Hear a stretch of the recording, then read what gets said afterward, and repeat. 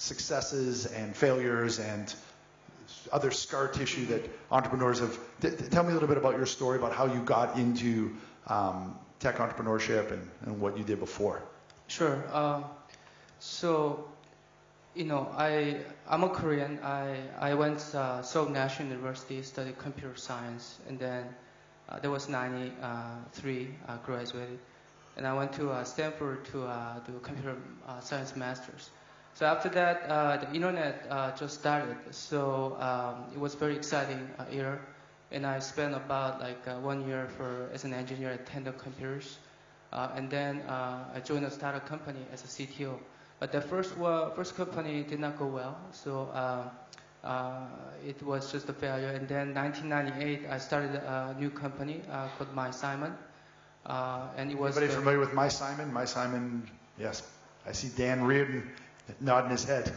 Well-known company, yes. So that was a wild success. It was the first largest comparison shopping site in U.S.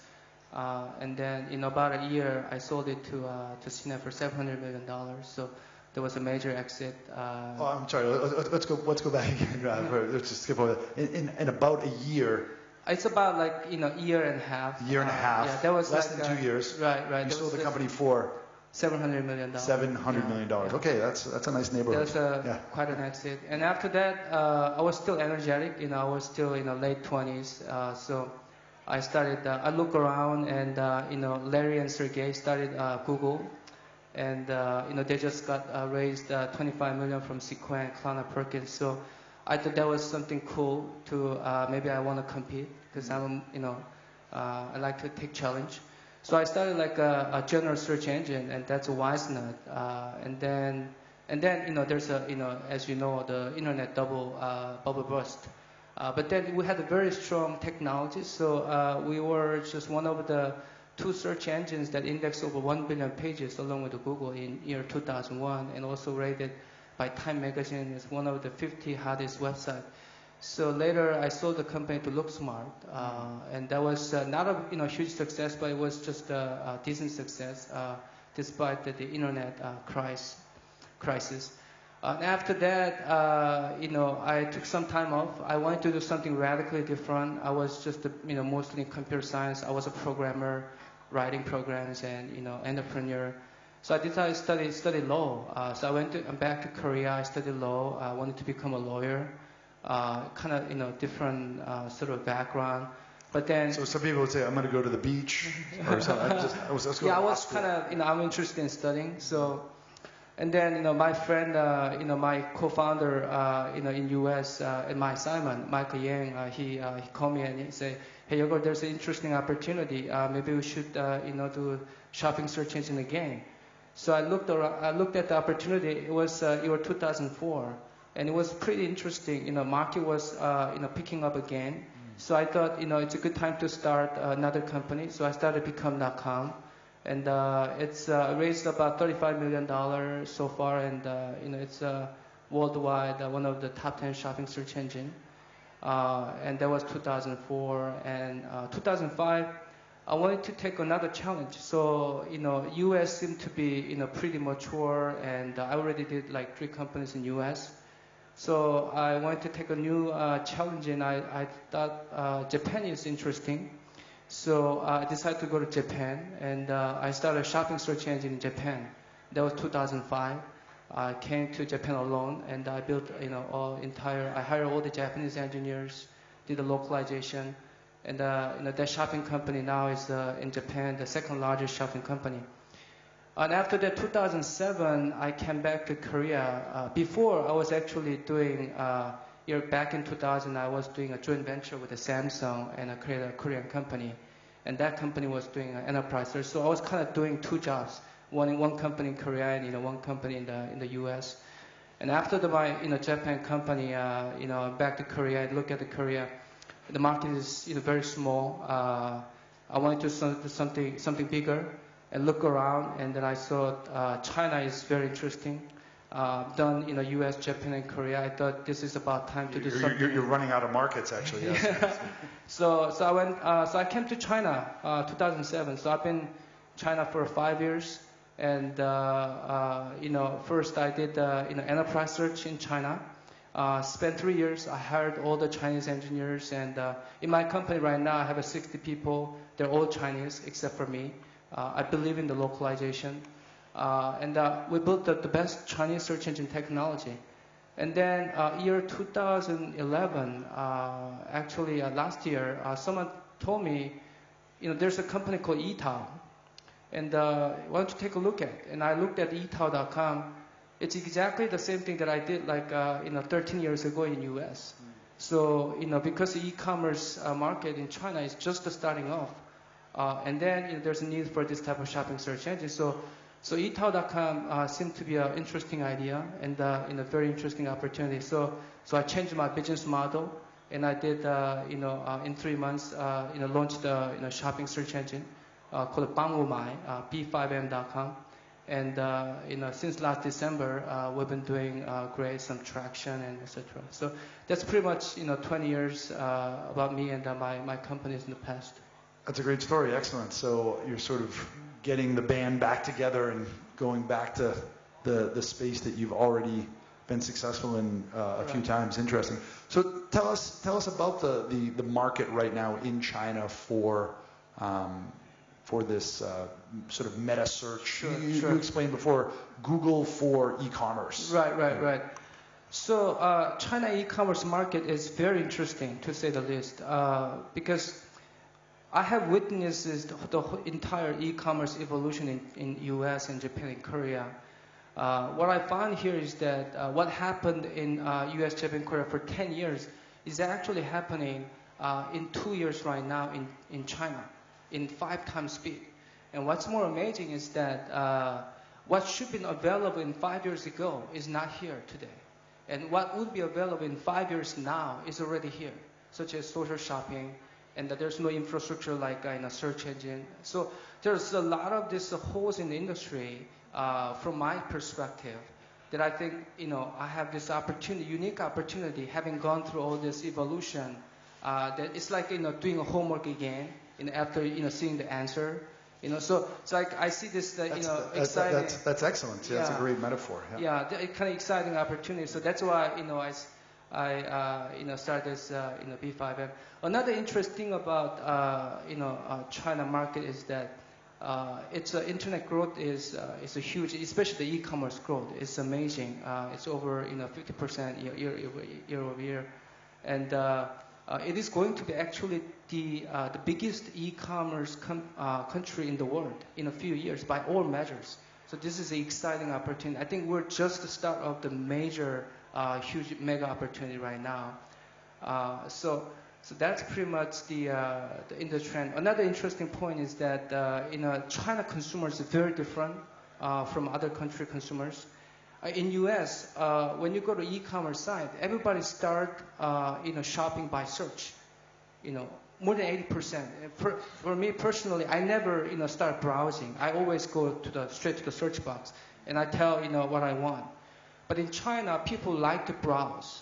They like to use the Shoubiao mouse rather than typing, and that's the current trend. And I think there's this is interesting, and I think there's 2 reasons. One, I found that there's actually people want to find search. People already used to Baidu, and they want to say I want to buy this. But a lot of these e-commerce companies, they don't provide a good search engine. So even though they type the keyword, they don't find what they're looking for. So I think that kind of discourages the users to do active searches. Another thing is that e-tailers in the e-commerce space, they're more like this sort of trend where people just browse, so that they let users buy what they want them to buy, because it gives immediate sort of a profit in the short term, but which eventually goes to leads to no loyalty for the consumers and the higher marketing costs, because this type of impulsive shopping leads to sort of unsatisfactory shopping experience. Interesting. So there is one option out there, 2,000 employees, giant established player, Yitao. But of course, they're not an independent player. They have their connection with an even bigger player. So, right. Tell us what you feel about the ecosystem and where you fit in. That's actually a very good question, and I get that question every time. Regarding eTao, I get two questions. The one question is, are you really going to compete with the eTao? And that question, you need to understand, the China, the internet culture, because there's a big three in the China internet, which is Baidu, Tencent, and Alibaba. So if you start a company, you never mess around with these three big companies. So I happen to be the one, compete with the eTao, which is Alibaba company. And then another question is that they ask me how you're different from eTao. So in fact, these two questions I can answer in one answer. That is, we're different from eTao, and we have a differentiation, and that's why we can compete with eTao, and we are actually competing with eTao. So people ask me, what are the differentiations that you have? There's two things that I can say. The first is the technology. This is something that I've been doing for the past 15 years since I graduated from Stanford. This sort of, I have the academic background, industry background. I did a shopping search 3 times, 2 times in the US and 1 in Japan, all successful. And another thing is that I have prepared this technology for already 5 years in China. So eTao, maybe started this, shopping search for 2 years. So I have all this like in-depth sort of technology and the business experience, and they're already well prepared. And that's sort of the reason why, and our technology is also very, scalable and proven. In Korea, I have 1,500 customers, and they're using the same search technology right now, including major top e-commerce companies. So they're all customers over 10 years old, and they're using the same search technology, so it's proven. Another answer to that question is that the market position. eTao, actually what happened was in US, it's a similar things that happened in US before. Amazon, everybody knows with Amazon. Zhongli, yes. Yeah. Amazon purchased the Zhongli, which is a shopping search engine in 1998 for $180 million. And my son was a small startup company. We just had the funding of like $14 million at the time. And then we compete with Amazon, but we succeeded. Technology part, we had better technology than Amazon, but there's a problem with Amazon's shopping search because it's about market position. Amazon by nature is a merchant. A merchant cannot tell the users that, they have the best product compared to other merchants. Because there's a trust issue. There's a fairness issue. And that's what is differentiate the B5M from eTao, because eTao today in China is the only capable and independent search technology company that can really compete without this sort of bias. eTao right now is in the sort of brother and relationship, in a brother sister relationship with the Taobao and Tianmao. So this is sort of biased, and eTao try to be fair today. They claim that they show the Jingdong results, they show the Yihaodian results, but that's today. What happens in the market? There's no other players, and then everybody using eTao. Then that's a big question.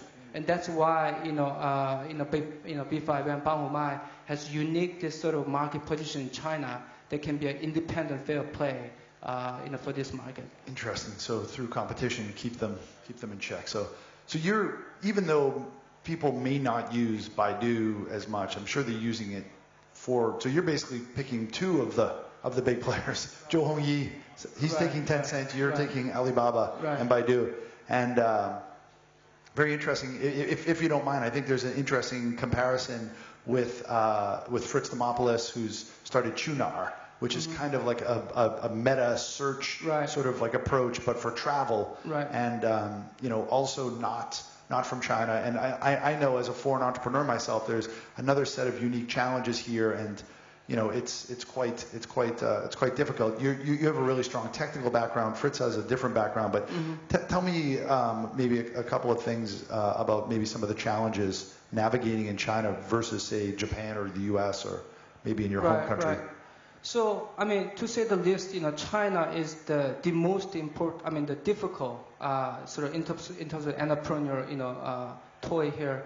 Zhou Hongyi mentioned that it's very difficult environment even for Chinese young entrepreneurs. So for a 40 entrepreneur like me, fortunately, I have a track record and I have the background. I know the space, but it's extremely difficult. China is, I think, but I'm a Korean, but I succeed in U.S., in Japan, and it's sort of I had sort of my homework, and I believe the success in a sort of a different market is you really have to look at the consumers from their perspective, and really try to understand China consumers' behavior in the market. And the way I do it is complete localization. I speak Chinese myself. I studied for 5 years, and then all of my employees are all Chinese. I have a very open, transparent culture. I always listen to my team's feedback and try not to make a mistake that everyone else made. This big company come to China, and then they just say, "Oh, you do this way because that's what we used to do." I never do that. I listen to what's being needed, what's been there, and I think that's sort of the way that you can overcome sort of this 40 sort of entrepreneurial sort of constraints here. Great. Humility, localization, and making stuff that people really want. I think that's really the key to it. Thanks so much. Excellent. Well said. Thank you very much. Yeogirl, everybody. Thank you. All the best with B5M. I really appreciate it. Thank you.